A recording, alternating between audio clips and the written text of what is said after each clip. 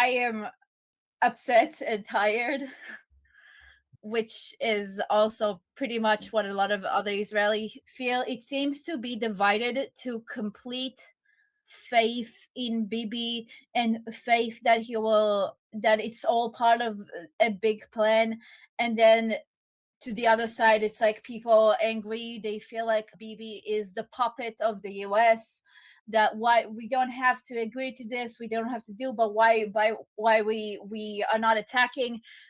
Bibi today even said that, oh, we reserve the right to defend ourselves, but at the same time, now that throughout the entire day we had more attacks from Hezbollah, we are basically only doing defensive maneuvers. And we all know we're not going to attack in Beirut without Trump's approval. So that is like the general feeling in Israel. We're just feeling incredibly frustrated, or like I said, that people that are completely in faith, and that all goes into the campaigns uh, for the elections. That the left side is incredibly focusing about how, look, he's throwing Israel to the shark, he's going to doom Israel, and then the right side is going, oh, they would have made it worse, or oh, Bibi knows what he's doing. So it's just incredibly divided right now, and I'm gonna assume it's gonna keep getting worse regardless, because the upcoming elections. Okay, thank you That, for that, Sapir. Let me actually, so let me, I mean, I'm going to give you the way I look at things, but the people, one thing I could tell you guys, I don't want to change people's opinions because I want to hear what you guys have to say, but I actually have been very successful on my Persian show inside Iran. Every time I go live, the comment section, most of my audience on my Persian channel is from inside Iran. And as soon as I go live, most of the comments are anger, anxiety, disappointment, loss of hope. And then as we go on, at the end of the stream, I always notice the comments are positive, thankful, appreciation, and people have a new perspective on things. So I think I've been very successful in reframing what's happening to my Iranian audience. Let's see if we could do this over here as well. So many Iranians think that you mentioned your perspective of people in Israel. So from the Iranian people have, many of them have the same perspective of Israel. They think Israel is would have finished all of this by now if President Trump had not stopped him, and Iran would be free by now. They say that this is the third time Prime Minister Netanyahu was almost finishing the job with these people, and Trump and President Trump got in the way. And they think that some of them think that the deal means that the President Trump is basically tried to do regime change, realize that it's difficult, so he not the deal, the MOU, and the fact that President Trump was the deal is him trying to abandon this project and realizing that it's much more difficult. Their understanding is that Prime Minister Netanyahu told the United States that let's do regime change. And now President Trump is angry because he thinks that Prime Minister Netanyahu made it made this look easier than it actually was. And now that he's realized that it's more difficult, he's trying to find a way to pretend that he won this and get out of this with a deal. And he's basically abandoning this project of regime change, right? That's what some Iranian people think.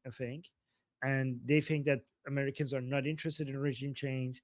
They only care about the uranium, and they only care about their gas prices. And yeah, so they don't really care about actually doing regime change. Only the Israelis are as interested in regime change as the Iranian people. So that's what they think. One thing I must say, that many Iranians, when they watch their pro-regime people cry, they're like, okay, actually I feel better now, right? So they feel bad. They think they have this is going wrong. This is not going the right way, and they come online, and these videos of pro-regime people losing their minds, crying, is really healing to them, right? So that is one thing to keep in mind. That is also really helpful to show them that you think things are going in the wrong way, but the pro-regime people are also thinking things are going in the wrong way. So what are they seeing that you're not seeing? So yeah, anyways, let's go to the twos. I'm going to go ahead and call Nare up first. She was 3 down, but she is leaving to a protest today. And so we want to make sure we get to her before she has to leave. So we'll call her up first, please. Nara, thank you for your service. Thank you for going to a protest, and also Sapir, if you have to go, thank you for everything you do in Israel. So yeah, thank you to you both. If you have to go, I just want to Yeah. thank you ahead of Good time. night. Thank you. Good night. Thank you. Yeah, we're expecting a lot of people to show up, so we'll see. I'll take footage and I'll bring it later. But just one thing I wanted to mention is that I'm noticing because of this emotional roller coaster that we've been through, frustration is very high. People don't know what to think. People are thinking, "Oh, it's over. This is it." Blah blah blah. But I'm also noticing that a lot of the accounts that I've been following on our side are also posting some things that they don't realize that it originates from the Islamic Republic news channels. For example, the $20 billion is going to be released to the Islamic Republic. You know, all of that is from Fars News and Meh News. Like, it's all from their side. But then, of course, if we see something like that, we panic. Some Western media have taken that up, thinking it's legitimate information from the Islamic Republic. And then the Western media is posting those. And then we are seeing it and we're thinking, oh my gosh, this is actually going to happen, even though there has been no such information from the United States government officials. Nobody has said anything like that. If there were any mentions, it was, but the conditions are going to be this and this, which is going to be complete disempowerment of their nuclear situation and weapons and blah, blah, blah. That's one thing that we should be very careful with, is to find out this information. Where did it first originate from and how it's spreading everywhere? Because now I open Instagram, I open X, and all I see is, oh, they're going to release $20 billion to them. So just one fact I wanted to put out there. Okay. That's good to know. Yeah, I mean, I've seen a lot of, to confirm what you're saying, um, on the Persian channel, so many people are asking in the chat, like, Armin, why are they going to release this? What are they going to do? Why are they doing that? What are they going to do that? Like, why are you believing the Islamic Republic narrative on what the MOU is about? I'm like, no, Armin, it's not the Islamic Republic. This is the source. I'm like, yeah, okay, but what is their source? Their source is the Islamic Republic. Yeah. So what? Yeah. Yeah, I think it was Reuters who reported it after Fars News. And I'm like, maybe the Western media should focus on what their governments are officially releasing and not amplify what the Islamic Republic wants them to spread and release. Yeah, thank you, Western media, for making the Islamic Republic's propaganda much more easier to spread in Western countries. Yeah. Anyways, who's next? Okay, next up we have Jeffrey. I'm going to bounce off of what Nardi said. And Nardi, you should feel free to take this to those at the protest, because they'll probably it very much responds to the disinformation being pushed by the mullah regime remnants attempting to misrepresent U.S. policy to disenfranchise Iranian resistance. Here's the facts. The United States is not abandoning Iranian resistance. It is true that it was always going to be the finishing touches of liberating Iran from the mullah regime that illegally occupies Iran since 79 was always going to come from the Iranian people. And subsequently, that centers around things like, other following efforts. This phase of liberating Iran is completed. That doesn't mean this is over. Now we move on to phase two. And phase two centers around things like track two material support to directly support Iranian resistance to finish the job. And to that end, I know how people are probably going to feel today, given the disinformation pushed by the regime remnants amplified by their leftist allies. Uncle Jeff has something for you in that respect. And that's why I sent certain things I did to your PMs. Everything I sent to you, everything I said to you is true. Every bit of it. Inevitably, it is true that the regime remnants and their patrons, Putin's criminalized counterintelligence state, the Chinese Communist Party, North Korea, elements out of Pakistan, they have a lot of actors that are aligned with them in the autocratic bloc, are doing everything they can to try and ensure the survival of that fucked up regime's remnants. And it's true that the United States, because we expended, has to deal with other theaters within the broader fight between the United States-led Western Alliance, including those that fucked us, right? Western European members of NATO, France, Great Britain, Spain, to a lesser degree, Germany, and later on a little bit Italy. Although Italy's coming back into the fold, which is good. Good for Maloney. Undermine the ability of our effort, or undermine our ability to leverage our long-range strike munitions or our bombers to increase the sortie rate, right? To take out as many of them as we could during Operation Epic Fury. So what happened? Here's the facts. Because that was done, the Iranian resistance put out the call. President Trump heard them. President Trump responded, so much so that us and Israel killed 21,000 targets in 15 days. That being said, what we use to carry out those strikes, because of the undermining of our by Western NATO countries, not all of NATO, just Western European NATO countries, denying our use of our air bases and heavy aircraft, it meant that the carriers and the subs had to carry the full weight of that strike.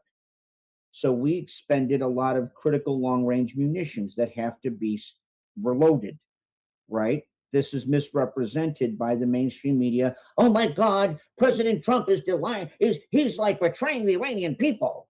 No, carriers carried out max sortie, not even like high end. They went, we need to sit there and put as much pain on these fucks as possible. That's like 270 sorties a day per carrier. They can only do that for 5 days till they're bingo ammo, bingo fuel, meaning they have to be reloaded. The initial strike against the Mullah regime was like 1,000 Tomahawks, predominantly launched by Ohio-class modified ballistic missile submarines. They got the call when President Trump saw what happened to Iranian protesters. He went, those are some evil fuckers, walked out of the room, came back, said, load the bombs on the plane, give me the phone, launch your fucking cruise missiles in fucking sections of 8 till you have nothing left in the sub. Sub commander went, holy shit, yes, sir. And we launched over 1,000 Tomahawks, which is why the Mullah regime didn't know what the fuck hit them. That meant the subs were empty, had to go back and reload. This goes on for like 6 weeks. That brings about 2 weeks prior to today. Other things are going on with Putin restocking the Mullah regime remnants, right, through the Caspian Sea. Thank God our Armenian allies chose to go with us and not those evil fuckers. Got a lot of pride for that. No, you should be.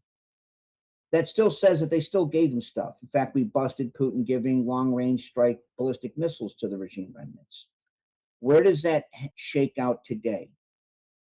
It's not, the pivot is not moving on to phase 2 of liberating Iran is not abandonment, it's sequential and pivoting towards finishing the job.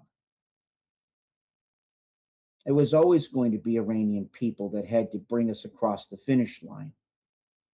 The idea that somehow, well, President Trump denied Israel and Bibi, and if they did that, they could kill the regime dead. Not true. Definitely Bibi could have sat there and put some more sting. There's a reason we did that. I'll get to that in a second. Let's say we didn't do that. While Israel has very brave, very capable pilots and an air force, like I have a lot of love for them, they also have a very specific finite level of aircraft that can only carry a very specific range of munitions, even if they went full bore. still would not be able to kill the regime entirely the way people were thinking, like wipe it all away, people come out, and you have liberation in Paris Day. It was never going to be that. That will come from the Iranian people. So why did we sit there and have a little bit of tension between President Trump and Bibi? Is it because President Trump secretly doesn't like Israel? No, he fucking loves Israel. Is it because President Trump said, oh my God, I'm tired of all the Iranian people, this bothers me? No, he very much loves you. It's because of the munition, it was operational pauses due to the fact that we expended a lot of critical munitions, not the least of which is missile defense interceptors that I elaborated yesterday and a couple days before. Indeed, Ryan Macbeth actually talked about this in Tikva's YouTube channel about 3 days ago and mirrored exactly what my assessment was. So this has nothing to do with betrayal. It merely says that we are moving on to the next phase of liberating Iran. And there's no worry. Not in the sense that you shouldn't be worried about the regime remnants and how vicious they're going to be, because they are and they will. There's no worry in the sense that somehow Iranians have been betrayed. That's not true. I meant what I said. The free peoples, the things that were purchased by Iranian resistance in January. So horrible what fucking happened to them. Cannot be undone no matter what the regime does or its remnants. You have shown the world, all the free peoples of the world, that there is no connection between the mullah regime that occupies Iran and Iranian people. That support will exist independent of what happens at the national level. And what Uncle Jeff sent to you in PM is reflective of that. All my love to my Iranian allies. Javi Shah.